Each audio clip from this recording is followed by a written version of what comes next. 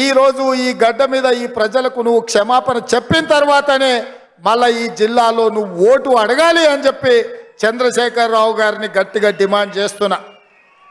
10 సంవత్సరాల సుదీర్ఘ కాలం వేల కోట్ల రూపాయల ఖర్చు పెట్టినా అదనంగా 1 ఎకరాకు పాలమూరు రంగారెడ్డి ఎత్తిపోతలతో నీళ్ళు ఇవ్వలేదు. మా ప్రజల్ని నమ్మించినావు, మా ప్రజల్ని నట్టేట ముంచినావు. ఆనాడు పెద్దలు చిన్నారెడ్డి గారు ప్రారంభించిన తెలంగాణ ఉద్యమం చీమలు పెట్టిన పుట్టలో పాములు దూరినట్టు ఆ ఉద్యమంలో నువ్వు దూరి ఇవాళ తెలంగాణ రాష్ట్రాన్ని పట్టి పీడించినావు. అయినా ఈరోజు ప్రజలు చీదరించి ఓడగొట్టి ఇంట్లో కూర్చోబెడితే ఇంట్లో కూర్చోకుండా మళ్ళా సిగ్గు లేకుండా తగుదునమ్మా అని బయలుదేరిండు. అల్లుడేమో నల్గొండ నుంచి, కొడుకేమో మహబూబ్ నగర్ నుంచి పాదయాత్రలు చేపడతారంట. చీకొట్టినా సిగ్గు రాలే మీకు. ఈ జిల్లాలో 14 సీట్లుంటే 12 ఇట్ల బండకేసి కొట్టి బొంద పెట్టినా ఏ మోకం పెట్టుకొని పాలమూరు జిల్లాకు వస్తావని చెప్పి నేను ఈ వేదిక మీద నుంచి అడగదలుచుకున్న చంద్రశేఖరరావు.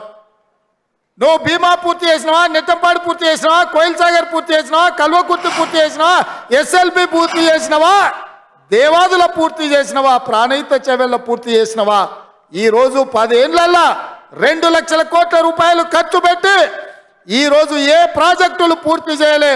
ఉమ్మడి రాష్ట్రంలో సమైక్య పాలనలో జరిగిన అన్యాయం కంటే, ఆనాడు జరిగిన నీళ్ల దోపిడీ కంటే నువ్వు ముఖ్యమంత్రి అయిన తర్వాతనే తెలంగాణకు తీరని నష్టం జరిగింది.